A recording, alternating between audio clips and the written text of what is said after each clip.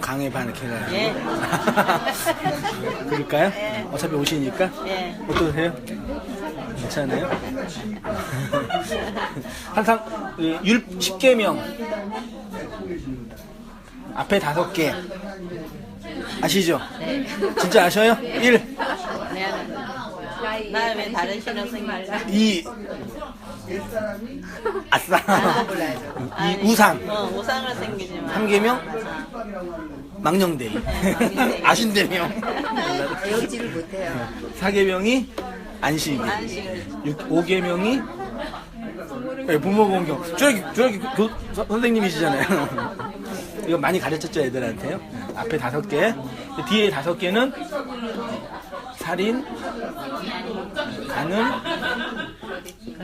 거짓 증거, 안 맞아. 아니 우상 좀 도둑, 저것도 하지 마. 거짓 증거, 그 다음에 탐심이라 그럴게요. 이게 이제 10계명, 이게 율법의 총계죠. 율법의 핵심 코어. 근데 앞에 5은 하나님이 설명해 줬죠. 구약에 뒤에 5은 설명 안 해줬어요. 이 설명을 누가 해줬어요? 예수님이. 그리고 살인, 간음, 도둑질, 거짓 증거를 하나로 하고, 그래서 살인, 간음, 이거 거짓말. 그 다음에 탐심을 뭘로 했어요? 사랑. 됐어요? 그러니까 예수님이 산상수훈에서 이 4개를 설명해 주시는 거죠. 그래서 살인하지 말라, 간음하지 말라, 거짓말하지 말라. 앞에까지 살인 공부했었고, 간음 공부했었고, 그 다음에 이제 거짓말인데, 이 산상수훈에 뭘로 나왔어요? 맹세가 나왔어요. 맹세는 말하는 거거든요. 그러니까 이 산상수훈을 통해서 우리에게 뭘 말씀해 주시고 싶으시냐면, 앞에 있는 5, 소위 말해 대신 하나님을 사랑한다는 개념은 뒤에 있는 5, 즉 4개를 말로 설명하는 그 삶이라는 얘기예요. 그래서 이걸 얘기해 주시면서 살인이 뭔지, 간음이 뭔지, 거짓말이 뭔지를 알면, 내용이 우리 안에 주어지면 그게 이제 사랑이다. 탐심을 부리지 않는 사랑이다. 그렇게 이제 논리적으로 설명하시는 건데, 그 이야기에 이제 오늘 이제 맹세가 나와 있는데요. 그래서 예수님께서 33절에 보시면 헌맹세하지 말라. 헌맹세하지 말라. 첫 번째 헌맹세하지 말라. 첫 번째 뜻이 뭐라 그래서 지난주에 혹시 기억나셔요?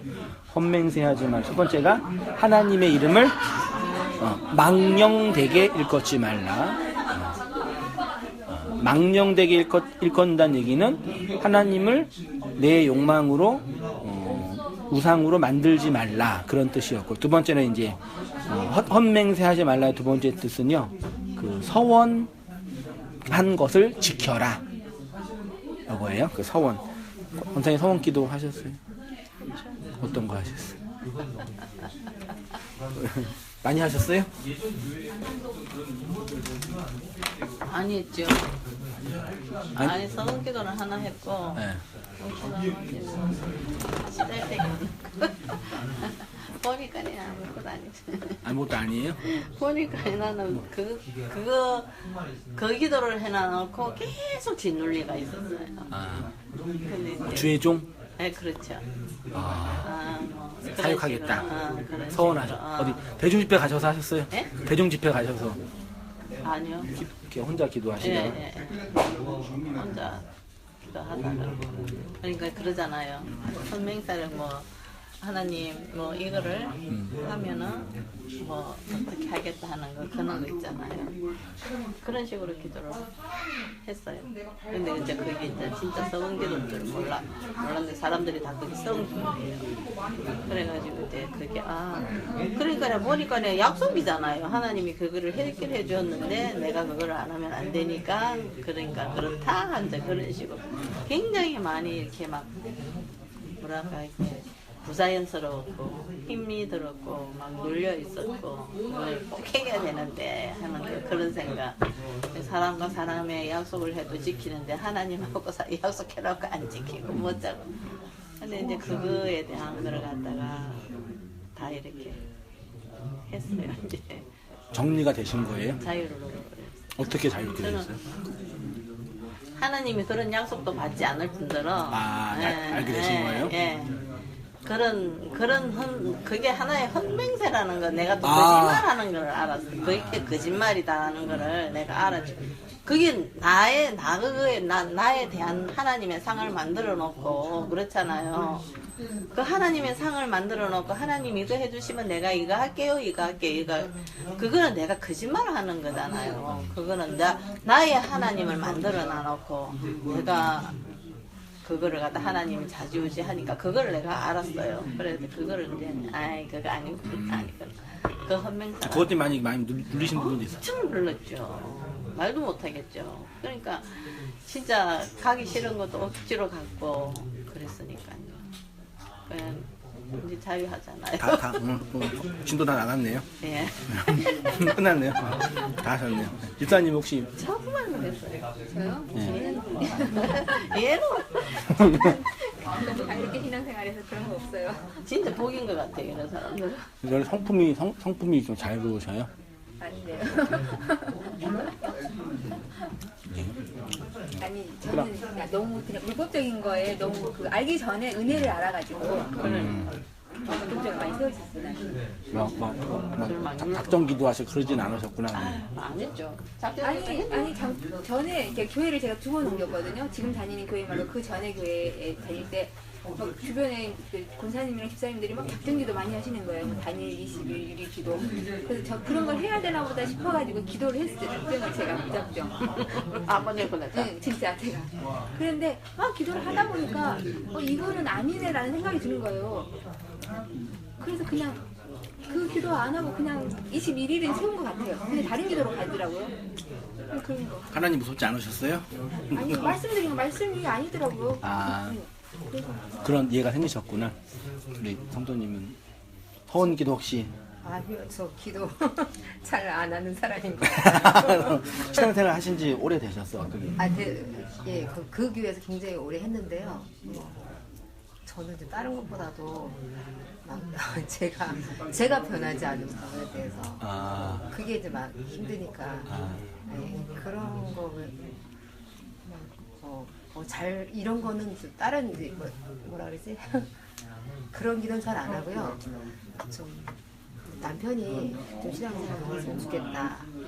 그다음에 좀 내가 변했으면 좋겠다. 일단 내가 먼저 변해야 되는데 안 변하는 부분에 대해서 그냥 뭐 마음속으로만 하지 막 이렇게 저는 기도를 이렇게 그러니까 그 서원 기도를 하는 부류가 이제 소위 이제 그 어디죠? 그 오이도 순복음 쪽이나 기도원 쪽에서 많이 시키고 또 이제 다른 데는 또 안 하는 데도 많이 있긴 있는 것 같네요. 그런 부분. 예, 어쨌든 이제 민수기 30장 20절을 보시면 사람이 여호와께 서원하였거나 결심하고 서약하였으면 깨트리지 말고 그가 입으로 말한 대로 다 뭐예요? 서원 기도했으면 반드시 이행해야 되십니다. 우리 성도님들이 되게 헷갈려해요. 설교할 때 아멘 해야 되는지 고개를 끄덕여야 되는지 했고 나서 당하시는 거더라고. 물론 이제 당하는 그러죠. 그래서 심지어 이제 어떤 얘기가 있었냐면 실제로 옛날에 엑스포 74 같은 거 있었잖아요. 여의도 집회에서 크게 해가지고 막 성교 헌신하고 그때 이제 한 청년이 아프리카를 가겠다 헌신을 한 거예요. 서원을 하는 거예요. 그런데 하다가 직장 생활을 하다가 이제 그게 못하게 된 거죠. 근데 어느 순간 그게 떠오르는 건데 그것 때문에 너무 심해가지고 그 죄책감에 시달려서 정신질환까지 겪었다라고 말하는 얘기를 들었고요. 또 한 분은 이제 저 개척 예배 드릴 때 2013년 5월 달에 후원의 밤을 제가 했어요. 개척하니까 개척 자금이 필요하니까 영업 설명하고 사업 설명회. 나는 온 땅에 이런 교회입니다. 나 이런 비전이 있고 이렇게 사역하겠습니다. 얘기해놓고 성도님 제가 아는 지인 다 초청한 거죠. 그 중에 한 분은 초청을 해가지고 이제 서약서, 후원 서약서 작정을 이게 우리나라에 뿌리면은 부담이 되시나 봐요. 그래서 일단 하는 분위기 같더라고요. 그렇구나 했는데 작정을 하셨는데 지인 중이 한 달에 10만 원씩 1년 하기로 작정하셨어요. 그거 내고 가셨죠. 근데 안 하시는 거예요. 나는 모르니까 이제 안 하시나고 했는데 어느 순간 전화를 하셔가지고 150만 원 냈다고. 무슨 일이냐고. 그러니까 차 운전하고 가는데 정차하고 있는데 뒤에서 차를 박았대. 뒤에 차를 박았대요. 박아가지고 허리를 다쳐가지고 병원에 입원하고 계신 거예요. 입원하고 있으면 생각을 하는 거예요. 내가 왜 사고가 났을까? 그때 성령님께서 온땅교회 후원금 안 냈지. 제가 그런 게 아니라 그랬을 것 같아요, 느낌. 야, 그렇게 해요. 그런 생각이 들어요. 그치요? 예. 인생이 어려움을 당연히 당하는. 들어요. 그래도 마음이 무거우니까 돈을 다시 지불하고 빚이니까 턴 거죠. 그러니까 내가 그걸 받고 아니 그럴 필요 없으시다고 감탄은 했지만 돈은 그러실 필요 없다고 얘기했는데 그런 정도의 서원을 이제 생각하는 거예요. 또 한국교 얘기 많이 있고요. 그런 이유 중에 하나가 이제 뭐죠? 입다의 서원 이사야 11장 30절 그거 다 아시죠? 성도님 아셔요? 모르셔요? 한번 이거 찬찬히 한번 읽어주시겠어요? 예. 네. 그가 여호와께서 선하여 이르되 주께서 큰 암몬 자손을 내 손에 넘겨주시며 내가 암몬 자손에게서 평안히 돌아올 때 누구든지 내 집 문에서 나와서 나를 영접하는 사람은 여호와께 드릴 것이니 내가 그를 번제물로 드리겠나이다 하니라. 그에 있다가 암몬 자손에게 이르러 그들과 싸우더니 여호와께서 그들을 그의 손에 넘겨주시매 아로엘에서부터 민니데 이르기까지 20성읍을 치고 또 아벨지 그라임까지 매우 크게 무찌르니 이에 암몬 자손이 이스라엘 자손 앞에 항복하였더라. 이따가 미스바에 있는 자기 집에 이를 때에 보라 그의 딸이 소고를 잡고 춤추며 나와서 영접하니 이는 그의 눈은 금너라. 이따가 이를 보고 자기 옷을 찢으며 이르되 어찌할꼬 내 딸이여 너는 나를 참담하게 하는 자요 너는 나를 괴롭게 하는 자 중에 하나로다. 내가 여호와를 향하여 입을 열었으니 능히 돌이키지 못하리로다 하니 딸이 그에게 이르되 나의 아버지여 아버지께서 여호와를 향하여 입을 여셨으니 아버지의 이름으로 낸 말씀들을 내게 행하소서. 이는 여호와께서 아버지를 위하여 아버지의 대적 암몬 자손에게 원수를 갚으셨습니다 하니라. 또 그의 아버지께서 이르되 이 임신한 내게 허락하사 나를 2달만 걸러먹어서 내가 내 여자친구들과 산에 가서 나의 처녀로 죽음을 인하여 애곡하겠나이다. 그가 이르되 가라 하고 2달을 기한하고 그를 보내니 그가 그 여자친구들과 가서 산 위에서 처녀로 죽음을 인하여 애곡하고 2달 만에 그의 아버지께로 돌아온지라. 그는 자기가 소원한 대로 딸에게 행하니 딸이 남자를 알지 못하였더라. 이것이 이스라엘의 관습이 되어 이스라엘의 딸들이 해마다 가서 기리앗 사람 입다의 딸을 위하여 나흘씩 애곡하더라. 네, 감사합니다. 이따가 전쟁에서 이기면 처음 나오는 짐승을 하나님께 바치겠습니다. 서원을 했어요. 서원을 했는데 딸이 나온 거죠. 딸을 번제물로 바쳤다.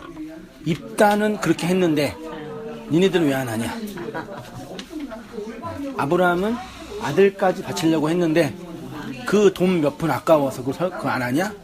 그러면 이제 마음속에 뭐가 일어나요? 성도님 마음속에? 죄책감이 일어나요.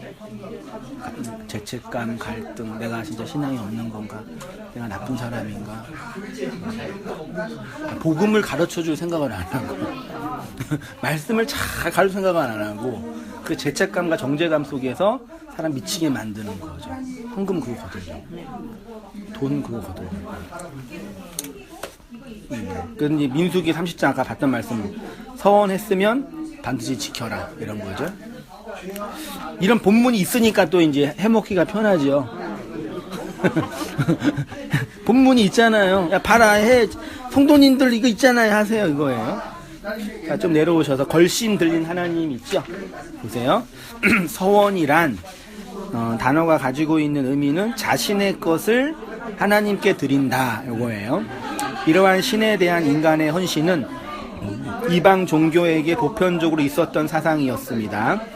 하나님 말고 다른 모든 신들은 인간의 것을 받기 위해서 안달난 존재들이었습니다. 걸신 들린이란 말 자체가 그런 신에 대한 표현이었습니다. 걸신이란 단어 자체가 빌걸자잖아요. 빌어먹을 귀신. 지난주 설교가 빌어먹으세요였는데 빌어먹을 귀신, 빌어먹을 놈 할 때 이거예요. 가장 모욕적인 말이잖아요. 고대 시대의 신은 인간의 것을 뜯어가는 삥 뜯는 양아치 정도였어요. 신에게 밑보이면 어떻게 돼요? 끝나는 거예요, 그냥요. 우리나라 지금 정권이 이래가지고 정권하게 밉보이면 그냥 직장도 잘리고 자천되는 것처럼 그러니까 얼마나 불쌍해서 잘 보일 애를 쓴 거죠. 그래서 그렇게 바쳐라 요거. 근데 하나님은 걸신 들린 하나님이 아니시죠? 모든 걸 가지고 있는 그 하나님이세요. 그러면 서원이 가지고 있는 복음의 의미는 뭐냐? 인간이 아무리 서원을 해도 그 서원을 지키게 하시는 분은 누구예요? 하나님이에요. 그래서 구약의 경건한 시인들이 아까 본문에 읽었던 그 말씀이에요. 제물을 바치면서 이렇게 제물을 바치면서 이 제물을 하나님이 드시지 않는구나를 제물을 바치면서 안 거예요. 그러니까 오늘 복음적으로 생각하면은 이 헌금을 드리면서 헌금을 내면서 이 헌금을 하나님이 받으시는 게 아니라 이거는 하나님의 거구나를 알면 그게 감사의 제물이 되는 거죠. 그게 예수님이고요. 근데 그걸 구약이 말하고 있는 자꾸 사람들이 하나님께 바치라고 이렇게 하나님을 이렇게 갖다 드리면 좋아하는 거라고. 어른들 우리 부모님은 갖다 드리면 얼마나 좋아하냐고. 하나님께 효도해야 되지 않겠냐고. 일견 뭐 전혀 틀린 건 아니지만 이게 아닙니다. 감사로 하나님께 드리는 제사 있지요? 네, 우리 성도 한번 읽어 여기에 있어요. 읽어주셔요. 서원의 진짜 의미는 감사의 하나님께 제사를 드리는 것입니다. 그리고 그 감사는 무엇이냐면 환난으로 주어진 성도의 역사 속에서 환난을 겪게 여호와 하나님을 부르고 그 환난에서 건지는 하나님의 찬양하는 것이 감사의 제사입니다. 그러면 성도가 이 역사 속에서 받은 환난은 무엇이겠습니까? 말씀을 받은 성도에게 물법과 진리의 전쟁을 환난이라고 합니다. 물법과 진리의 전쟁은 어디에서 일어나는 전쟁입니까? 말씀을 받은 성도의 마음과 인생 속에서 일어나는 전쟁입니다. 그래서 환난 날에 하나님을 부르는 것입니다. 그러면 그 환난 속에서 우리를 건져내어 하나님이 영광을 받으시는 것입니다. 네. 이 땅에 서원의 제물로 오신 분이 예수님이시죠. 그러니까 예수님이 온전한 11조고 예수님이 온전한 제물이세요. 그래서 서원은 여자가 해도 그 여자의 서원의 도장을 누가 찍어요? 그래서 50년 전만 해도 지금은 뭐 이제 50년 전만 해도 여자의 인생은 남자에 의해서 그 여자는 뭐 뒤움박팔자 그러잖아요. 실제로 그러잖아요. 어렸을 때는 맨날 공부도 못하고 그랬던 애가 날마다 완전 역전되는 거. 실제로 그 경험하고요. 그래서 태어나서는 아빠의 영향 아래 있고 결혼해서는 남편의 영향 아래 있고 남편 죽으면 아들의 여자의 인생 남자의 그게 이제 고대 시대에 있는데 성경에도 그런 시대적 문명 그대로 갖고 온 거죠. 그래서 여자가 아무리 서원을 해도 그 서원에 대한 남편의 도장이 없으면 그 서원은 거짓말, 허언, 그러니까 계약서에 도장이 없는 거죠. 쓸데없는 거예요. 그래서 하나님이 항상 서원할 때 남편 데리고 와 그러는 거예요. 남편 도장 있니? 아버지 도장 있니? 당연히 그 도장은 누구예요? 예수님이죠. 우리 인생의 예수의 도장, 예수의 주권. 민수기 30장 8절을 보시면 그러나 그의 남편이 그것을 듣는 날에 허락하지 아니하면 그 서원과 결심하려고 경솔하게 입술로 말한 서약은 뭐가 돼요? 무효. 쭉 내려오시면 부녀가 혹시 그의 남편의 집에서 서원을 하였든지 결심하고 서약을 하였든지 하자 그의 남편이 그것을 듣고도 아무 말이 없고 금하지 아니하면 서원은 다 이행할 것이요 그가 남편 결심한 서약은 다 지킬 것이니라. 그러나 그의 남편이 그것을 듣는 날에 무효하게 하면 그 서원과 결심한 일에 대하여 입술로 말한 것을 아무것도 이루지 못하니 그의 남편이 그것을 무효하게 하였은즉 여호와께서 그 부녀를 사하시리라. 서원은 남편의 허락이 있어야 됩니다. 3페이지로 갈게요. 그러니까 결론으로요. 하나님이 우리와 거래를 하시면서까지 하나님의 언약을 건네주시겠다는 복음의 진리가 담겨져 있는 것. 그래서 서원하면 가장 생각나는 사람이 야곱이에요. 야곱이 그 이제 그 집에서 바단 아람으로 갈 때 하나님께 서원을 하죠. 내 길을 지켜주시면 뭐 하겠다 그래요? 첫째가 11조 드리겠습니다. 둘째가 여기를 주의 성전 세우겠습니다. 그러니까 11조 내고 교회를 짓는 것이 서원의 내용이 된 거죠. 그래서 한국교회 지금도 그러나요? 유행했던 게 이런 거 해주시면 내가 10분의 1을 바치겠습니다. 건축금 이렇게 내겠습니다. 그렇게 하는 분위기가 제 청년 때 많이 있었던 것 같아요. 이런 본문을 근거로. 보세요. 20절에 야곱이 서원하여 이르되 하나님이 나와 함께 계셔서 내가 가는 길에서 나를 지키시고 먹을 떡과 입을 옷을 주시면 이렇게 하겠습니다. 인간의 서원을 완성하기 위해서 하나님이 직접 서원의 제물이 되셔서 그 서원을 갚으시는 것이 복음의 진리이며 하나님의 은혜이며 사랑인 것입니다. 형의 위협을 피하여 도망가는 길 속에서 그의 마음이 얼마나 가난했겠습니까? 당대 모든 신들과 인간은 그런 관계를 맺으며 종교 생활을 하였을 터이니 야곱도 본 그대로 행동했을 것입니다. 내가 지금 이렇게 힘들고 어렵지만 하나님이 좀 잘 봐주시면 나중에 성공해서 이자까지 쳐서 갚겠습니다 라는 마음이었습니다. 그랬던 그가 하나님이 인도하시는 그 모든 과정을 겪으면서 하나님이 자신의 서원을 갚으셨다라는 것을 알죠. 그래서 하나님이 서원하여 약속을 지키신 이 본문 보셔요. 하나님은 이렇게 우리와 서원의 제물을 통해서 하나님이 말씀하십니다. 그래서 예수가 말씀으로 오신 서원의 제물이 되셨어요. 그래서 이스라엘 자손에게 고하여 이르라 사람을 여호와께 드리기로 서원하였으면 너는 그 값을 정할지니 대회 중에 나의 찬송은 주께로 온 것이니 주를 경외하는 자 앞에서 나의 서원을 갚으리이다. 그 다음 한번 이거 권사님 읽어주세요. 하나님의 맹세요. 하나님은 절대로 헌명세하실 수 없는 분입니다. 그분은 말씀하신 것, 우리와 서원하신 것을 반드시 지키십니다. 성경이 우리에게 헌명세하지 말라고 하는 것은 하나님은 반드시 자신의 맹세 서원을 지키신다는 것을 말씀하시는 것입니다. 예수 그리스도의 서원 때문에 우리가 구원을 받는 것입니다. 그러면 이제 하나님이 이렇게 우리의 서원하시고 서원한 것을 지키시겠다고 한다면 우리 뭐 하면 돼요? 하나님이 내가 너를 구원하겠다. 내가 나의 언약을 너한테 실현하겠다. 하나님이 서원하신 거잖아요. 그 서원하신 그 하나님이 서원의 제물로 예수로 오셨잖아요. 그럼 우리에게 하나님의 서원이 이루어진 거죠. 우리는 뭐예요? 감사함으로. 그래서 그 서원을 받은 성도에게 일어나는 내용이 뭐예요? 그 몇 절이죠? 마지막 절에 37절.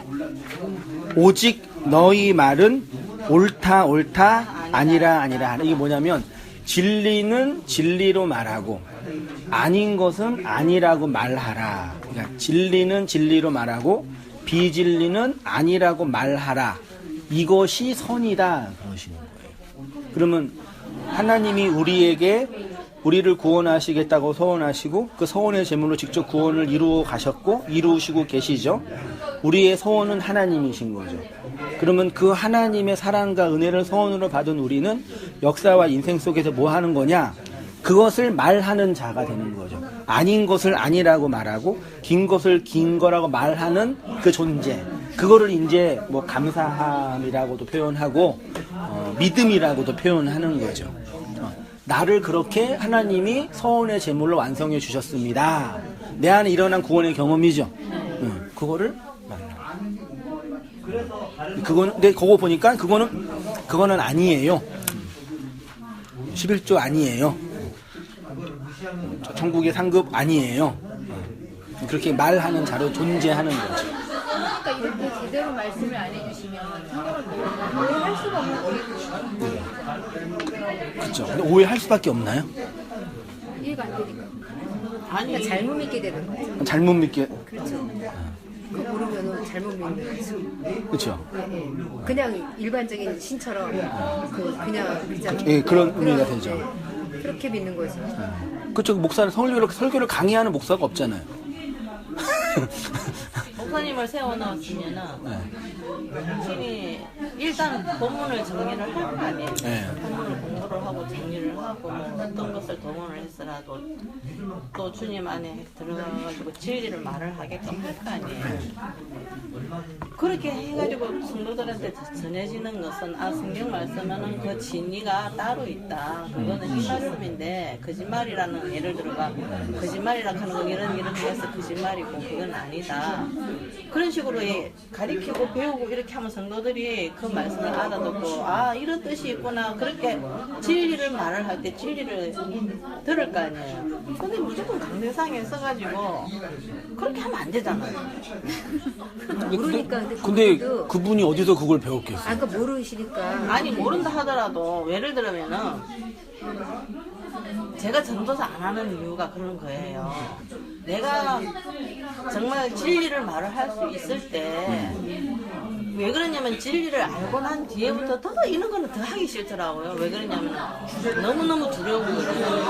말 하나를 선포한다 하더라도 이걸 말을 할 때 정말 나는 나지만은 듣는 사람 무슨 죄가 있어요. 그렇잖아요. 바로 알아야 될 권리가 있잖아요. 나 또한 바로 알아야 될 권리가 있고. 근데 왜 득에서 그렇게 말을 갖다가 행서수설하면서 거짓말하면서 왜 쓰가 있냐고요. 그 본인이 알 거 아니에요. 본인이 몰라요. 몰라요. 목사님. 알아요, 몰라요, 집사님? 아니 율법으로 가르친다 하는 걸 알 거 아니에요. 많은 아니에요. 목사들이 다 자기가 진리를 전혀 알고 있어요. 확신범이라니까요. 우리나라 지금 정치의 문제가 뭐냐면 일반 다수의 백성은 대통령이 내려와야 된다 그러는데 대통령은 뭐예요? 나는 애국하고 있다. 나는 백성들을 잘 다스리겠다고 소수 생각하는 거예요. 그 확신범이라는 거예요. 그렇죠. 그거 박근혜 씨가 그렇게 되는 거. 제일 무서운 거예요. 그렇게 그게. 담아요. 나는 나라를 위해서 네. 사심 없이 했는데 왜 나한테 뭐라 그러냐. 잘못이 없는데. 그러니까 내가 잘못했다 그러면은 근데 목사님들이 솔직히 지금 고민이에요. 그거는 저분들 진짜 아는데 돈을 벌려고 그러는 건지 아니면 다른 영달 때문에 그러는 건지 아니면 진짜 자기 확신으로 그러는 건지. 그럼 반대로 우리 역사를 돌아보면은 권사님은 그 진리를 알기 전에 그 율법에 대한 확신으로 사셨어요? 아니면은 아셨는데 그렇게 살면 힘드니까 안 사신 거예요? 저는 항상 그랬어요. 목사님 말씀 들으면 처음에 아니 이거 말고 분명히 이 말씀 하나님께서 말씀하시는 것이 뜻이 분명히 있을 텐데 왜 문자적인 말만 하냐고. 그게 굉장히 많이 힘들어했었거든요. 처음부터요? 처음부터는 안 그랬지만은 그래도 교회 다니고 저는 막 내 마음까지 지어뜯고 그랬거든요.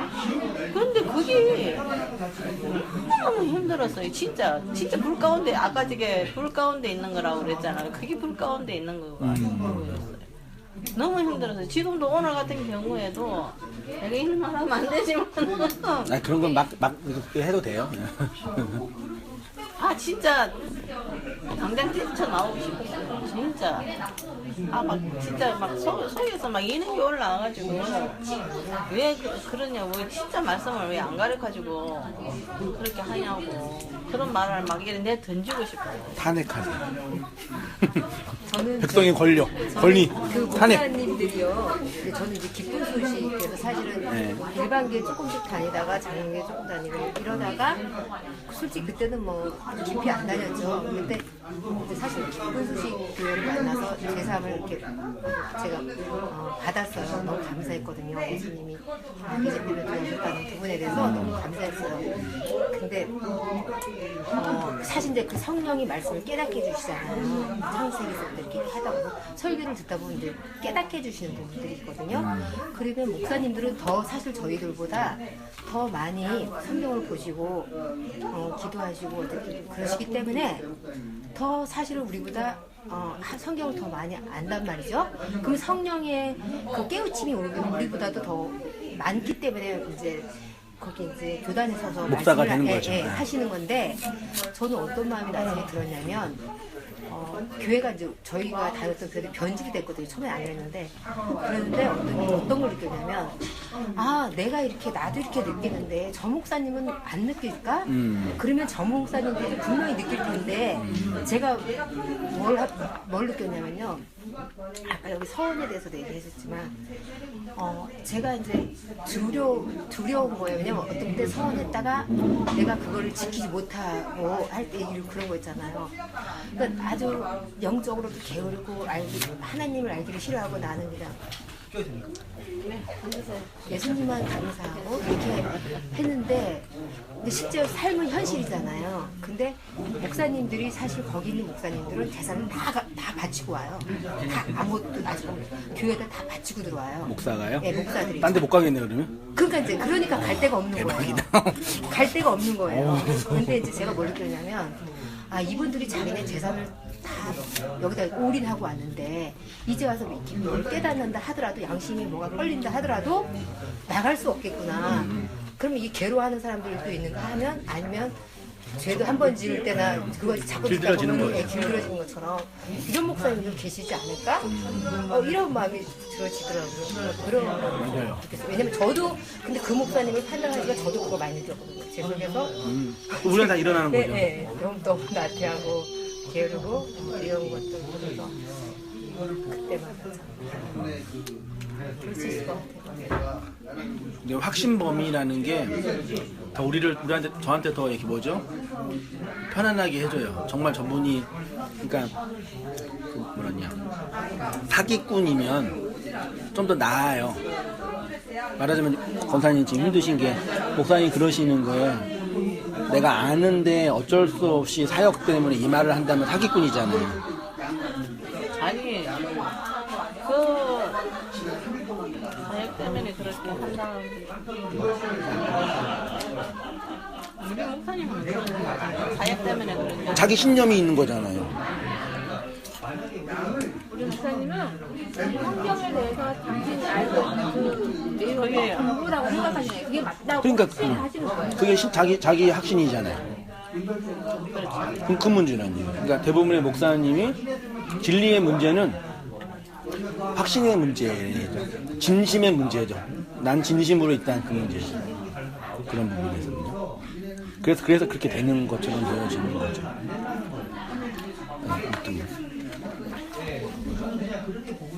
그게 이제 진리를 말하는 거고, 율법을 율법으로 말하고, 아닌 걸 아닌 거라고 말하고, 긴 거를 긴 거라고 말한다. 그렇게 표현하는 거죠.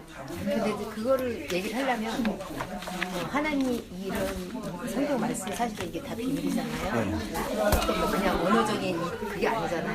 이 비밀을 알아야 되는 거잖아요. 네. 그러니까 이거를 알아야지만 제대로 성도들한테 전해줄 수 있는 그치요. 예. 거죠. 일단 이걸 게을리게 하다 보면 이제 그렇게 되는 거죠. 진리와 은혜의 세계에 대한 이해가 있으면 내가 뭐 노력하고 애쓰기 이전에 그 진리와 말씀이 날 이끌어가는 게 있으니까.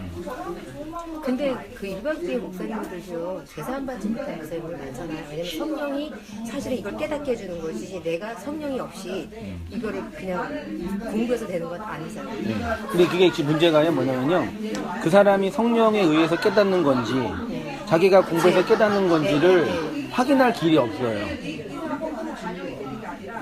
성령이라는 초월적인 존재는 우리 확인할 길이 없는 거예요. 근데 구원받은 사람들은요, 이렇게 얘기를 말씀을 듣다 보면 이게 이제 막 연관이 되잖아요. 성령으로 뭐 창세기 말씀이 네. 무슨 말씀을 하는 거고 이게 되잖아요. 그래서 이렇게 깨달아지잖아요. 그게 이제 성령으로 풀어지는 거죠. 그런 깨달음은요, 초월적인 성령이 오시는 부분도 있지만 그냥 공부하고 학습하면 깨달아져요. 그러니까 성령이란 초월적인 가치, 초월, 천국 이런 개념을 말을 하는데 이 진짜 그런지는 확인하기 되게 애매한 거죠. 천국에 갔다 왔어요. 사후세계 보고 왔어요. 제가 진짜 보고 왔단 말이에요. 꿈에서. 진짜 그 사후세계를 본 건지. 그건 아닌 것 같아요. 그런 유처럼 이렇게 판단의 근거나 해석의 근거가 애매모호해지는 거죠. 그러면 이제 권사님이 깨달은 그 진리랑 제가 깨달은 진리가 같아야지 성령의 깨달음이잖아요. 그렇죠. 그게 예. 다 달라요. 그러니까 그런 의미에서 어떤 사람이 성령에서 깨달았다고 하면은 그럴 수 있지만 그걸 이게 판단하고 분석하고 정말 그런지를 분석하는 게 그러니까 진리는 통한다고 그러잖아요. 네, 근데 되게 그 사람이 애매모호해요. 진리를 그렇죠. 거듭을 선천적으로 낳는지. 이제 예를 들어 성령에 의해서 깨달았잖아요. 깨달아서 그게 이제 그 성경적으로 또 이제 해석이 이제 다 되잖아요. 예. 그럼 그거를 모든 사람하고 사실 교제가 필요한 게 이제 그게 공감을 해야 되는 거잖아요. 그죠?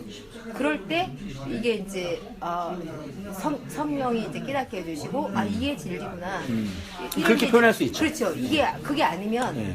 왜냐면 자매님처럼 이렇게 막 자꾸 이제 의문이 나는데 아니 그런 의문이 아니라 네. 진리를 깨닫는다 하는 게 뭐예요? 하나님의 말씀을 우리가 문자적으로만 하는 게 아니라 그 밑에 있는 표면적인 진리를 말씀을 하는데 그냥 성령 다 받았다고 해가지고 말씀이 깨달아지는 게 아니라는 거예요. 그러니까 그게 무슨 말씀인지 알겠죠? 성령 다 받은 사람이 하나님 말씀을 다 깨달았으면 다 서가지고 그치, 다 아니죠. 그렇게 예. 해야죠. 그런데 하나님 말씀을 분명히 그 사람은 그 안에 성령님이 내주하고 다 계시는데도 이 말씀을 하나님의 진리의 말씀을 전하지를 못한다는 뜻이에요. 그러니까 그 성령이라 알겠어요? 성령을 받은 사람이라고 다 깨닫는 사람이 아니라는 거예요. 그러니까 이 말씀은 성령을 받았다고 다 깨닫지 않았다고 할 때는 성령을 받지 그러니까 성령과 상관없이 다른 이유의 깨달음일 수 있는 거죠. 그렇죠. 그러니까 그건 지식적인 성령을 그렇죠. 그러니까 성령에 의해서 깨닫게 하는 내용과 그렇죠. 우리가 공부해서 깨닫게 내용할 때 예. 이거가 구분하기가 힘들다는 거예요. 이 성령이 사회 간섭인지 그렇죠. 편견인지 신학적인 교전지 다르거든요. 그렇죠. 그러니까 이거 성령은 초월적인 신이잖아요. 그런 개념보다는 내가 공부한 신학적인 구조에서는 이렇게 그렇죠. 이해했다. 예, 예. 그러면 장로교 교리가 다르고 그렇죠. 알미니엄 교리가 다르잖아요. 그러니까 그 성령이라 그러면 신적인 가치가 되고 그렇죠. 내가 여태까지 공부한 신학적인 체계에서는 혹은 내가 존경하는 어떤 목사님은 이렇게 해석했다. 나는 그런 해석에 동의한다. 그러면 이제 우리의 용어가 되는데 이걸 성령이라 그래버리면 되게 애매모호해지고 어려워져요. 그러면 안 된다. 그런 의미에서는 이제 이 성령을 논하는 부분이 저는 말씀 들을 때 성령이 깨닫게 되었다고 얘기를 안 해요. 그게 습관이 돼가지고 그렇죠. 내가 공부하다가 이렇게 이해했고요. 어떤 목사님 이렇게 얘기했는데 이렇게 난 해석하고 있어요. 그러면 제가 해석한 거니까 틀리더라도 내가 틀린 거지. 그렇지. 내가 틀린 거지. 그러니까 사람은 자꾸 성령을 통해서 그러니까 성령님이 자기가 틀린 건 아니에요. 맞았다고 확신하고 싶은 거예요. 내가 이렇게 말하는 거는 내 건의가 아니라 성령님이 내준 건의라고 이렇게 그렇지, 하고 싶은 그렇지. 거예요. 그렇지. 그거 되게 이제 위험한 위험하고 거죠. 나쁜 그게, 거예요. 그러면요. 근데 그 서슴없이 목사들이 이게 막 그 얘기하고 깨닫다고 해버리면 이제 어려움이 있으니까 그런 부분이니까 그 한 사람의 목사가 그렇게 진리를 전하지 못하는 이유는 성령이 깨닫게 해주시는 차원 이전에 그 사람이 있었던 사회적인 편견이나 신학적인 구조나 그렇죠. 해석의 이해나 네. 신학적인 구조 바탕에 서지 않고 성령님이 깨달았다고 그렇게 말하면 또 위험하다니까. 그러니까 내가 느낀 건데 성령이 깨달았다고 말해버리니까 그렇죠. 그게. 그러니까 성령이 그게 깨달으면 줄 위험하다. 수가 있는데 정말 성령이 깨닫게 준 건지 내가 느낀 건지는 나도 구분이 안 돼요. 그게 속이 뒤집어져. 근데 그러면 그렇게 막 말해버리면 이제 더 어려움이 그렇죠. 있으니까요. 그렇죠. 근데 그렇게 하면 안 되죠. 내가 이해했고.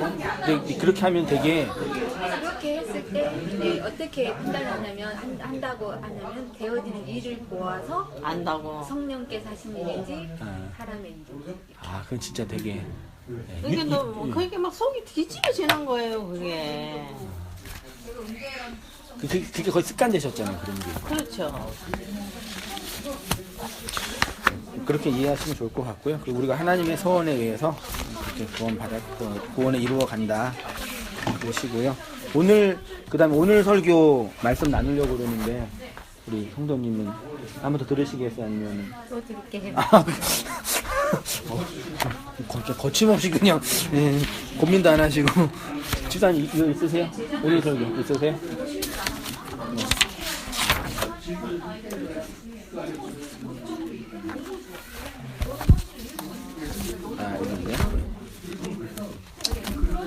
이건데요. 여기요. 푸토코스 아이테오 있죠? 보이시죠?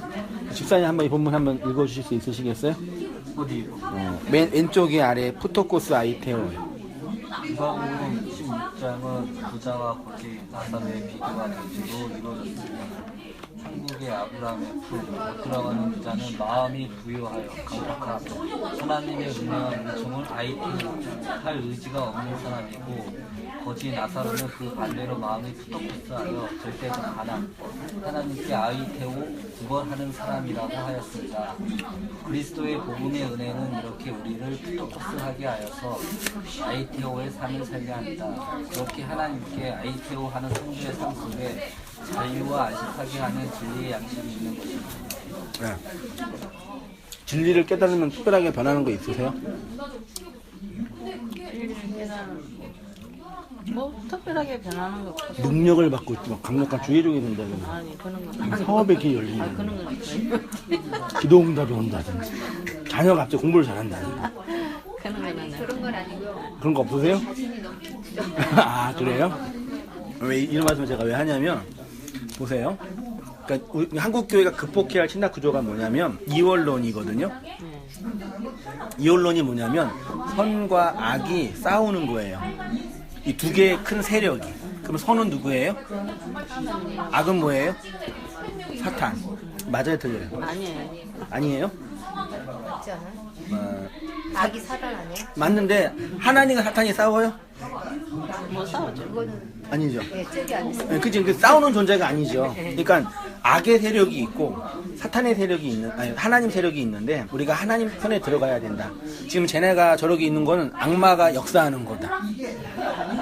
세상의 모든 사람은 다 하나님께 순종하고 있죠.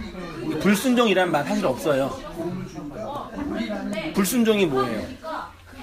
하나님 이렇게 하라고 했는데 그걸 어기는 게 불순종이죠. 근데 그거는 하나님의 주권 안에 있어요, 없어요?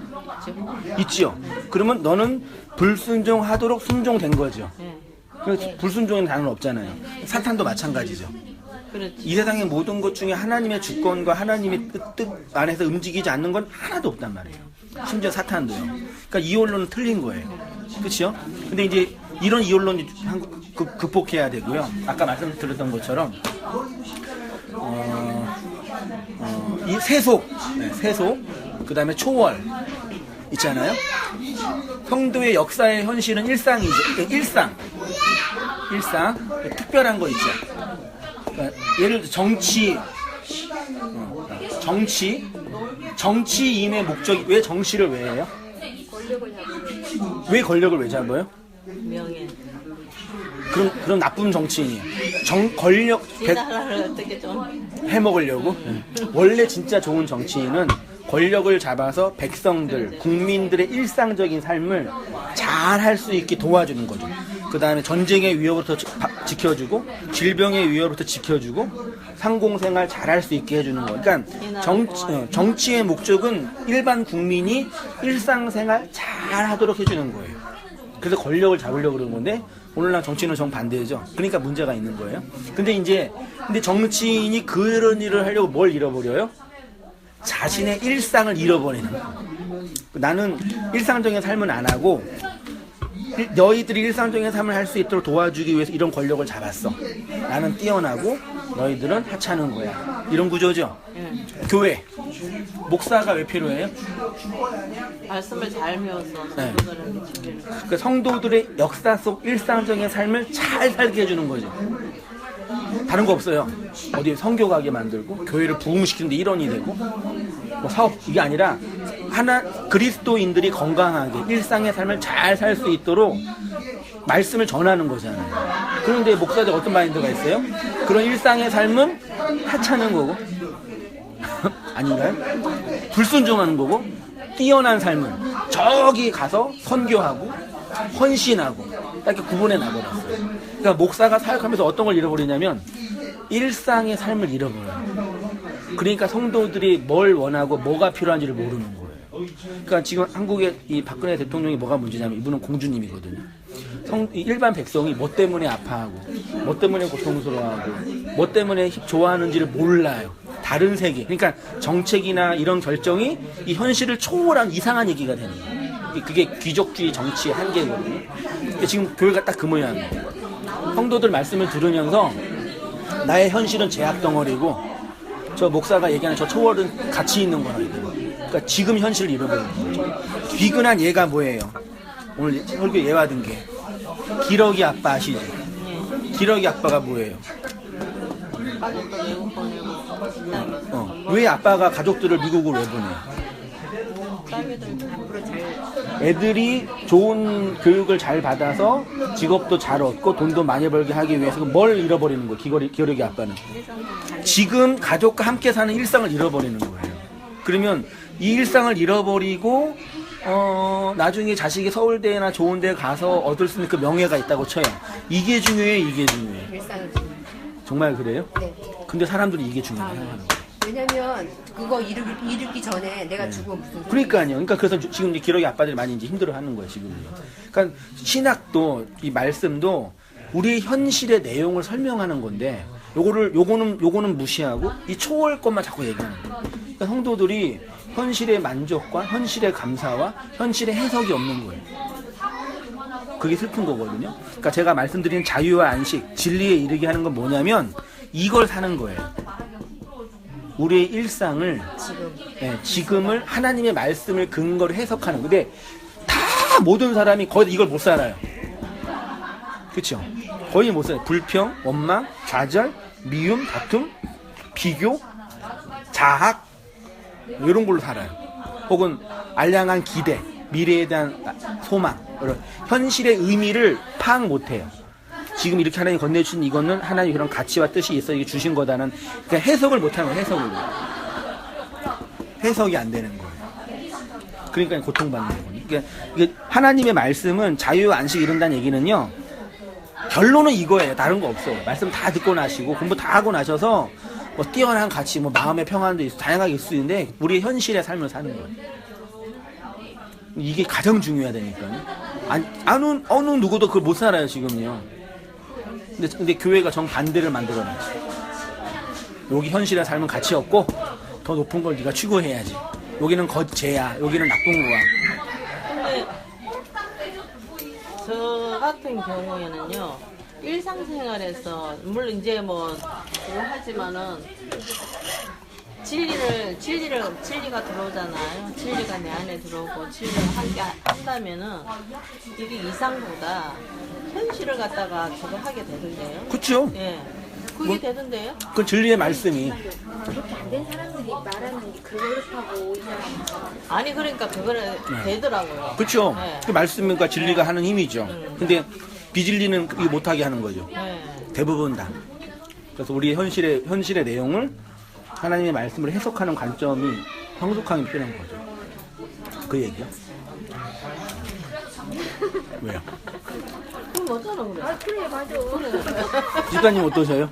아니 이 동문이에요. 동문이요? 아, 그냥 우리는 그냥 막 그 정말 진리 안에서 그만 더 진짜 그렇고 싶어요. 감사합니다. 자 이제 한마디로요. 예. 가난한 자 거지 나사로가 있는 상태가 뭐냐면 어디냐요? 그 20절에 헌대투성이 있죠. 헌대투성이 보이시죠? 요게 이제 거지의 상태죠. 헌대투성이를 헬라어로 보니까 헬코예요. 헬코는 종기예요. 종기가 뭐예요? 종기. 왜 종기가 왜 나요? 네, 염증, 종기 왜 나요? 왜 병이 왜 들어요? 우리 몸에 병균이 들어오죠. 우리 몸에 백혈구가 있죠. 백혈구가 세균과 싸우면은 여기 시체가 나오죠. 시체가 고름이죠. 그러면 이거를 영적으로 해석해 볼게요. 영적으로 율법을 가지고 있는 우리에게 진리가 들어오네요. 그러면 진리가 우리의 율법을 공격하죠. 내가 거기서 죽지요. 나오는 게 종기. 그 얘기 제가 한 거예요. 그래서 성경에서 종기는 죄와 악의 비참한 현실을 설명할 때 종기가 나다 그래요. 욥기 보시면 욥기가 그의 발바닥에서부터 정수리까지 종기가 났어요. 그 문둥병이라고 표현하기도 하는데 온몸에 종기가 온몸에 세균에 감염돼서 고름이 난 거예요. 얼마나 비참해요. 실제적으로요. 이거 영적으로 해석해 보셔요. 출애굽기도 10가지 재앙 중에 피계, 이파, 악종 악독. 네. 5번째 재앙. 그게 종기, 악종이 나는 거죠. 그 다음에 2페이지로 가셔서 신명기 28장 27절이요. 여호와께서 애굽의 종기, 치질, 괴혈병, 피부병 이게 다 몸에서 나는 그런 질환이에요. 이렇게 고름 나는 거. 그렇죠? 계시록에도 그렇게 있고요. 율법과 진리의 전쟁 있죠? 집사님 한번 이렇게 읽어주세요. 몸에 세균이 들어와 깃털과 싸우면 빨갛게 보올라 누런 고름 주머니가 생기는 것처럼 율법이라는 우리의 마음에 진리가 떨어지면 율법과 진리의 전쟁으로 종기가 납니다. 율법을 내용으로 살고 있는 사람에게 진리가 떨어지면 그의 죄가 종기처럼 나게 됩니다. 율법으로 치장된 화려한 자기 의를 옷으로 입고 있는 부자는 이런 복음의 사실을 알 리가 없습니다. 이렇게 종교 생활을 하는 자들은 기도도 자기 의를 위해서 진실하고 열심히 행하고 성경 공부도 화려한 자기 의의 옷을 만들기 위해서 행하며 심지어 회개도 구합니다. 말씀 그러하듯이 기독교는 우리의 진심과 진실함이 아니라 그리스도의 진리입니다. 네, 지난주에 했었죠. 하나님의 진리가 우리의 진심을 공격하는 것. 그러나 푸토코스 하여 아이테오 영화? 엄마한테 달라고 그래. 엄마 오라 그래? 아빠 지금 성도이는 공부하고 있잖아. 잠깐만요.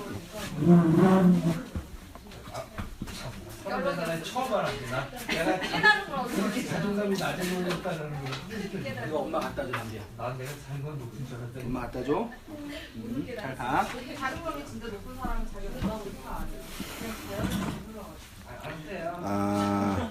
오빠의 행복한 미래를 위해서 진짜. 그러니까 여기 그 종기는요, 그리스도의 진리가 나의 비진리를 공격하여 나타난 상흔, 상처, 그 진리 전쟁 이 얘기 표현했습니다.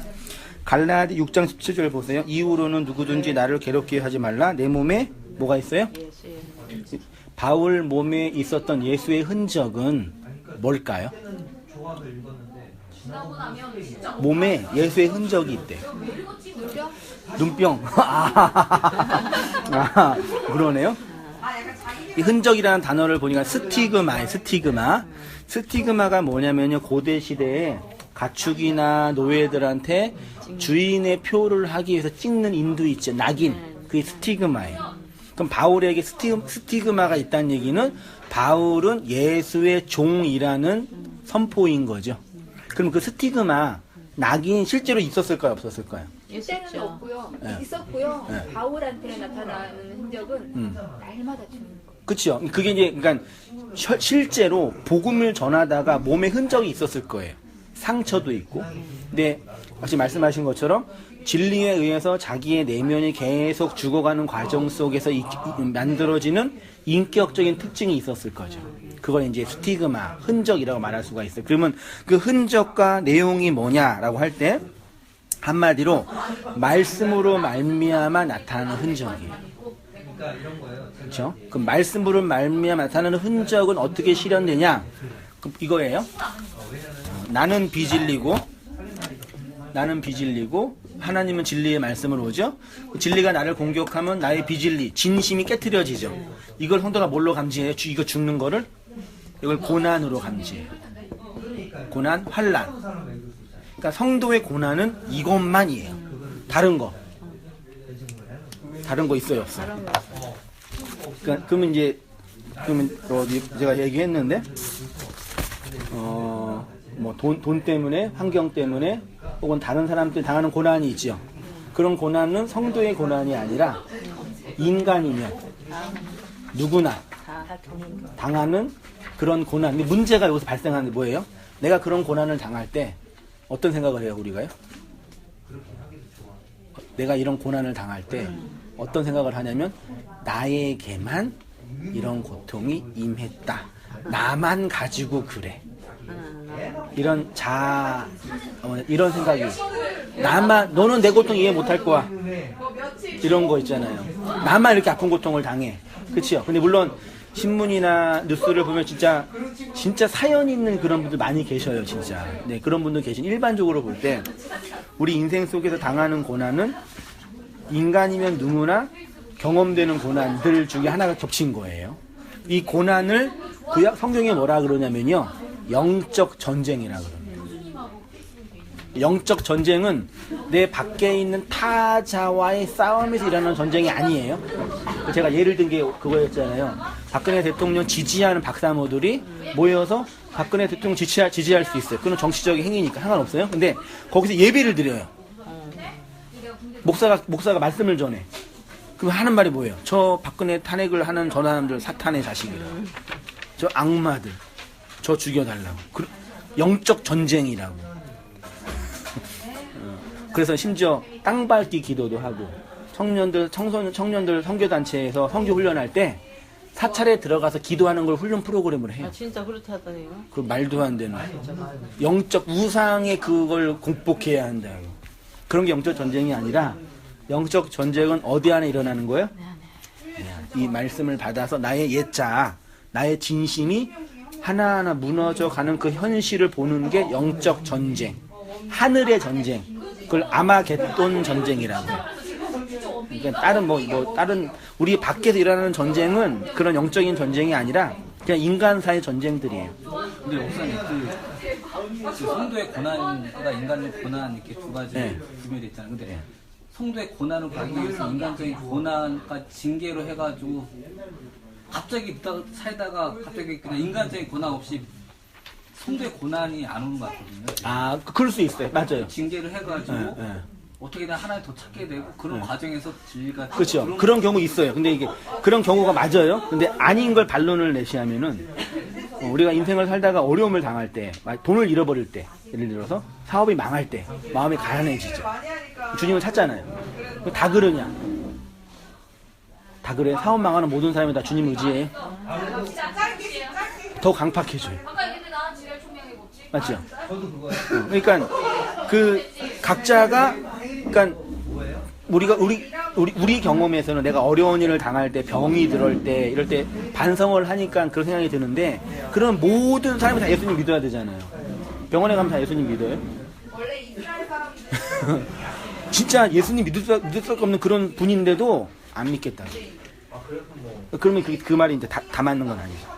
그럼 그런 계기로 해가지고 이렇게 들어올 수 뭔가 깨달았다 하면 그거는 하나님의 징계라고 이해되는 거예요. 하나님의 징계가 돈 없애고 건강 없애는 게 징계냐라고 고민해요. 그거는 우리가 돈을 잃어버리는 게 하나님의 징계라고 한다는 얘기는 돈이 우리에게 되게 중요한 가치라는 얘기잖아요. 맞잖아요. 근데 하나님이 돈이 우리에게 정말 중요한 가치라고 여겨지냐 얘기죠. 하나님 편에서. 물론 우리를 다루기 위한 과정 속에서 돈도 잃어버리게 되는데, 그러니까 제가 볼 때는요, 그리고 우리 일상에서 경험되는 그런 고난과 이런 것들은 하나님의 직접적인 어떤 그런 말씀 이전에 우리 일상에서 경험된 어떤 일 중에 하나가 벌어진 거예요. 아까 예를 든 게 제가 뭐였죠? 자동차를 그러니까 뭐죠? 그러니까 전 세계 인구 중에 전쟁으로 죽는 사람보다 더 많이 죽는 게 자동차 사고로 죽어요. 되게 무섭지 않아요? 근데 자동차를 만들 때 편리하게 내가 타고 다닌다라고 말도 하지만 그거 타면은 죽을 수 있다 생각하는 안 하잖아요. 근데 우리 실제로 자동차 타고 많이 죽잖아요. 그러니까 자동차를 탄다는 얘기는 자동차로 죽을 가능성이 있다는 걸 염두하는 거예요. 그 사람이 자동차 타다가 죽을 때는 하나님의 뜻과 섭리와 계획 속에 죽은 걸 수도 있지만 자동차를 탔기 때문에 죽은 거예요. 1000년 전에 하나님이 어떤 사람을 징계하실 때 그럼 마차 태우다가 죽여야 되나요? 그러니까 제가 말하는 건 이 문명과 역사에 대한 이해와 하나님의 초월적인 그 진리를 연결 짓는 게 맞을 수도 있지만 꼭 안 맞을 수도 있다는 얘기죠. 내 개인적으로 볼 때는 그런 어려움을 당했기 때문에 내가 이렇게 진리를 들었다라고 고백할 수는 있지만 그게 모든 사람에게 진리가 되는 건 아닌 거죠. 나에게만 되는 거죠. 그렇게 해석하면 돼요. 그러니까 지금 말씀드린 것처럼, 그러니까 우리 일반적으로 생각하는 고난은 생로, 병사, 희노, 애락, 애호 이런 것 감정들 있잖아요. 이런 것들은 인간이면 누구나 다 당하는 고난 중에 하나예요. 맞나요? 네. 그러니까 그런 고난 속에 있을 때 하나님 이거 해결해 주세요 기도하면 들어줘요 안 들어줘요? 이거 우리 인생의 선배님도 잘하실 거 아니에요. 들어줘 안 들어줘요? 예? 안 들어주죠. 왜 안 들어도 들어주죠. 아, 들어주셨다 그러네. 반론 나왔어요. 안 들어줘. 나는 경험했어. 들어줘. 하나님의 뜻이면 하나님의 뜻이 뜻이냐 아니라. 아니냐. 그 하나님의 그 안 들어주는 것도 하나님의 뜻이잖아요. 네. 그럼 다 들어주는 거네요. 저는 그래서 저는 기도로 인해서 그거를 네. 이렇게 응답받고 그러면 그렇기 때문에 간증 한번 이렇게. 하나님이 많이 들어주셨다고. 예. 그게 기도를 안 했으면 응답이 안 됐을까 하면 그게 하나님의 때가 되니까네. 네. 그런 뭐라 내가 이렇게 뭐 저 같은 경우에는 그랬거든요. 왜 그러냐면은 굉장히 물질적으로 어려웠을 때. 근데 진짜 너무너무 어려웠을 때. 근데 어쨌든 간에 사람들은 육적인 것을 가지고 하나님께 들어가다 그렇죠. 들어가는 사람이 있고 안 들어가는 사람이 있고 자기만의 고민을 가지고 예. 있는 사람이 있을 거 아니에요. 저 같은 경우에는 육적인 어려움을 가지고 하나님께 들어갔어요. 들어가가지고 하나님의 자녀인데 어떻게 이렇게 나만 이렇게 예. 살 수가 있습니까? 그런 거를 토론을 한단 말이에요. 예. 막 하다 보면은 그거 놓고 기도를 쭉 해야 되는데 나중에 정말 기도를 하다가 보면은 그 기도는 낯선하고 딴 기도가 그렇죠. 하고 예. 있는 그런 계기는 될 수 예, 있겠죠. 예. 예. 그런 거를 제가 봐요. 그런데 네. 또 깜짝 놀라가지고 또 다시 그 기도로 들어가. 예. 또 하다 보면 또 이렇게 그게 왜 그러냐면 하나님께 그거는 물론 내가 내 행편에서 일어나는 그런 일상이잖아요. 일상이고 나만은 겪는 것이 아니고 사람이라는 그것만 다 있으면은 다 그런 물질적인 어려움과 관계 속에서 다 어려움을 갖는단 말이에요. 그러니까 뭐 하나님 이거 주세요, 이거 주세요, 이거 주세요 해가지고 주는 것이 아니라 저는 그거를 깨달았거든요. 그러니까는 그게 시간이 굉장히 많이 흘렀어요. 18년이라는 세월을 흘렀어요. 그 속에서 18년이라는 세월을 흘렀는데 하나님의 때가 되니까는 그냥 그게 뭐라 할까 그 내가 기도한 것이 착착착착 이렇게 일어나는 거를 저는 보게 되더라고요. 그게 그러니까 하나님의 때에 우리가 그러니까 말하자면 먼저 사람을 이렇게 만지더만요. 사람의 마음을 그러니까는 뭐 그때까지만 해도 정말 뭐 기존 신자들 말하면 하나님께 가면은 은혜를 많이 받았다. 정말 그랬다 하는 그런 것들이 있잖아요. 그런 거 물론 율법 속에서 주어지는 그 안에 교회 안에서도 하나님의 은혜가 반드시 내리거든요. 그 하나님의 은혜를 가지고 하나님이 내 마음을 이렇게 풍성하게 만들더만요. 그게 뭐라 하나 그 환경과 그 어려움을 갖다가 그때는 너무너무 힘들었는데 근데 사항과 모든 것은 내 환경은 하나도 안 바뀌었는데 내 마음이 바뀌어가 있는 거예요. 내 마음이 바뀌어가 있는 거는 이거를 갖다가 내가 참을 수 있을 정도로 나를 그러니까, 만들어 가더만. 정리하면 이제 예. 그런 개별적인 일들을 어떤 계기가 돼서 기도하기는 된 그렇죠. 거죠. 그런 의미 가치가 있는데 예. 그거 자체가 바뀌거나 예. 응답이 자체- 되거나 예. 안 되고 하는 거는 된 것도 있지만 예. 안 되는 것도 있으니까 그렇죠. 그런 기도가 직접적으로 그런 걸 해결하는 건 아닌 거잖아요. 그렇죠. 그렇죠? 그러니까 하나님이 그런 게 때가 그러니까는 내가 그 집에서 그런 긴 세월 동안 한 집에서 계속 있으면서 그런 과정과 그런 모든 것들이 이렇게 딱 볼 때에는 그때 내가 너무 이렇게 했었는데 내가 참을 수 있도록 내가 그거를 견딜 수 있도록 해주신 것이 하나님이시더라고요. 그렇죠. 예, 그러니까, 그게. 예. 근데 환경 속에서 맨 처음에 그 환경 속에서 그랬지 그래 그럴 적에는 내가 하나님의 은혜로 내가 잘 견뎠어. 근데 그 결론은 보니까 내가 잘 견딘 것이 아니라 내가 그 환경 속에서 내가 잘 견딘 것이 아니라 하나님께서 나에게 하나님의 은혜를 주셔가지고 그 환경을 잘 견딜 수 있도록 나를 만들어 주셨구나. 그게 내 마음을 만들어 주셨구나 하는 거. 그러면서 그게 기도가 이렇게 하나님의 때가 되니까 네. 내가 기도했던 그러니까 것이 이 말씀- 하나씩 그러니까 하나씩. 그 예를 들어서 이제 우리 예배당 옮겼잖아요. 그럼 뭐 집사람이 그렇게 간증하고 내가 기도 많이 했다고 하나님께 내 기도 들어주셨다고 맞아요, 틀려요? 사모님한테는 맞을 수 있어요.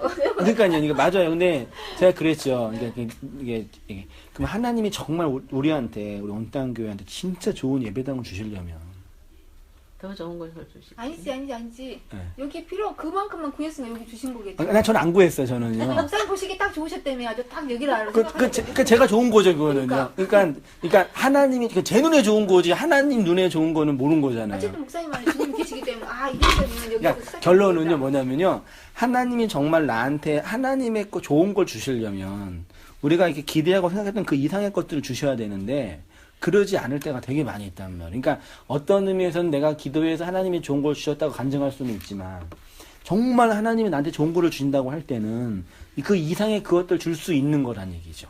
근데 우리는 쉽게 하나님이 주시고 하나님이 이렇게 해주셨다고 말을 하는 거죠. 근데 그럴 수도 있지만 그 하나님의 그 속은 아직은 모르거든요. 어떤 의미에서는요. 그런 걸 염두에 두고 말을 하는 게 필요한 거죠. 그래서 농담처럼 제가 정말 하나님 정말 주실 거면 이것만 주시냐? 더 준 걸 주셔야 돼. 간증했잖아요. 신대원 때 저랑 집사람이랑 애 한 명 태우고 이제 운전하고 가는데 학기 2학기 때인가 학비가 모자른 거예요. 신대원 학비가 딱 150만 원이 모자랐거든요. 또 어떻게 하냐 막 고민하고 있는데 누가 뒤에 차를 박았어요. 그래서 1인당 50만 원씩 150만 원 할렐루야 했죠. 그러면 정말 하나님께서 저한테 학비를 주시려면 그렇죠. 등록금과 함께 플러스 생활비까지 주시면 더 좋은데 딱 그 전과 줬다는 얘기는 하나님이 주셨냐라고 할 때 그런 의문이 되는 거죠. 이왕 주실 거면 많이 주시지. 그러니까 하나님이 보기에는 목사님한테 필요한 돈이 그것만 필요했기 때문에. 그러니까 준 거 아니에요? 근데 우리가 해석하는 거라니까, 그거는. 네. 우리가 해석하는 거예요. 우리 입장 해석하는 거예요. 그러니까 그런 의미에서 이게 하나님의 주권과 섭리와 계획들을 이거 알아가는 차원이 이제 우리의 본의와 우리의 그 편견대로 해석하는 게 강하다 그 뜻이죠. 그것도 하나의 상이 될 수 있을 거예요. 그렇죠. 그러니까 그래서 결론은 그런 개별적인 고난과 어려움들은 인간이면 누구나 당하는 고난이고요. 그리고 그런 고난을 당할 때 기도한다고 하나님이 응답해 주시지 않으세요. 근데 어쨌든 그리스도인으로 세워져 가려면 그런 소재를 사용하셔가지고 네. 그렇게 진짜 참 고백, 진짜 네. 주님이 주시고자 하는 그 진리의 말씀으로 가게 만드시는 그렇게 되는데 어떤 날 그렇게 되다가 죽을 수 있어요. 불 나가지고 죽을 수 있고 교통사고 죽을 수 있고 그 실제 많이 있어요. 그 막말로 내 수영장 갔는데 물놀이 하는데 우리 두 자리 물에 빠져 죽어가고 있단 말이에요. 제가 주님 살려주세요 그러면 주님께서 오셔서 다 구원해주지 않으세요. 그 죽을 수 있다는 거예요 실제로. 새벽기도 끝나고 어르신들 새벽기도 끝나고 집에 가시는데 교통사고 많이 돌아가셨잖아요. 항상 하는 얘기가 기도회 끝났는데 어떻게 하나님 보내시냐. 하나님 안 도와주세요. 차 조심 안 하면. 저는 그렇단 말이죠. 그러니까는 내 생각에 그 상을 갖다가 크게 그렸으면은 네. 그런 것 같아요. 내가 내 머리에서 큰 상을 갖다가 그렸으면은 기도를 그렇게 하잖아요. 네. 그 큰 상이 되면 그 큰 상이 되도록 그렇게 그게 이끌어 가는 건가요? 그래서 많이 입을 크게 벌리는 거죠. 그래서 아니 그런 그게 말들이 많아요. 아무튼 고난은 그런 거예요. 네. 그러니까 진리의 다른 거의 고난이 아니라 그게 쓸데없다가 아니라 많이 아프고 그런 인문학적 인간적인 위로가 필요한 영역이고요. 그렇다고 하나님이 그런 고난 속에 우리를 직접적으로 구원해 주신다. 그러지 않아요. 이런 본문은 이런 진리와 비진리의 전쟁 속에서 고난받는 성도에게 기도를 할 때 반드시 구원해 주신다는 얘기죠. 하나님 반드시 구원해 주신다는 얘기는 이런 측면에서의 구원이지 일상적인 것들은 죽을 수 근데 왜 우리는 진리를 그렇게 하는데 왜 안 됐나요? 뭐가요? 지금 왜 안 되기는 하나님이 더듬어 찾게 하신다고 그랬더니 지금 더듬어 찾아왔잖아요. 아니 그게 더듬어 찾는 그게 뭐 아니라 보여주면 죽어야지. 그러니까 이게 왜 안 되냐 이 뜻인 건가요? 그쵸 진리가 어. 지금 그게 그 진리를 깨닫지 못한다는 자체가 고난이잖아요. 권사님이요? 예, 아니 그렇죠. 아니 이제 어떻게 보면은 권사님이 진리를 깨닫으니 고난받는 거죠. 권사님의 진심이 예수의 진리에서 그렇죠. 그러니까 그게 고난이신 거죠. 그게 진리를 알려고 하는 그 자체가 고난이잖아요. 그런 의미일 수 있죠. 예. 그런 고난에서 진리를 건네주니까 구원받는 거죠. 그렇죠. 그럼 특히 은혜 받으신 거죠. 은혜 받았죠. 예. 그래서 이제 결론은 뭐냐면요. 디모데전서 4장 4절 밑에 3페이지면 아래 보세요. 하나님께서 지으신 모든 것이 뭐함에? 선함에 감사함으로 받으면 버릴 것이 없다. 그러니까 이 세상 모든 것들을 하나님의 선과 은혜로 받으면 그렇죠. 그 진리로 해석이 된다는 얘기죠. 기도 응답도 선함으로 받으면 감사하다. 네. 그러니까 문제는 뭐냐면요. 나에게 악으로 다가오는 것들이 있죠. 네. 아니면 좋겠는 거 있잖아요. 안 그거, 했어야 하는 네. 것들. 그것이 하나님의 선이란 얘기예요. 네. 근데 네. 그 악을 선으로 해석하는 과정에 내가 죽는 거예요. 그렇죠. 이거 아시면 돼요. 그게 온전해지는 거예요. 네. 그 성도의 양식인 거예요. 모든 게 선이 되는 거예요. 그게 감사예요. 예. 그걸 이제 시편 50편에서 제가 표현했고요. 마지막으로 이제 종말 얘기하고 마칠게요. 사후세계 성경적인 의미예요. 이건 들으셨죠? 사후세계. 예. 종말 들으셨죠? 이걸 어디? 아니요? 그러니까 성경이 말하는 종말은 성령을 받아서 성령에 의해서 이끌어가는 성도의 역사가 종말이에요. 여자의 인생이 남편을 만나면 여자의 인생이 삭제. 그래서 여자의 인생이 우울증도 오고 갱년기도 오면서 남편 화내는 게 그게 이제 내 인생이 남편에 삭제당하는 게 경험되니까 그런 거죠. 우리 일상이고 복음적으로 볼 때도 성도가 역사 속에서 그리스도를 만나면 그리스도의 말씀에 의해서 끌려가는. 그래서 제가 온땅교회 이렇게 개척한 성도님을 만나뵈면서 맨 처음에 개척할 때 한번 나누었지만 와, 온땅교회가 될까? 이거 안 되면 난 어떻게 해야지? 안 되면 딴 일 하면 되죠. 근데 마음속에는 다른 일 하는 게 무서운 게 아니라 이런 진리의 교회가 세워지지 않는 게 용납이 안 된 거예요, 제 스스로. 근데 교회를 개척 성도를 뵈면서 이거는 온땅교회가 성장하고 성장하지 않고 생존하고 생존하지 않고의 문제가 아니라 역사의 거대한 흐름이에요. 그 말씀을 찾고 그 진리를 고민하는 성도들이 곳곳에 아파하고 있어요.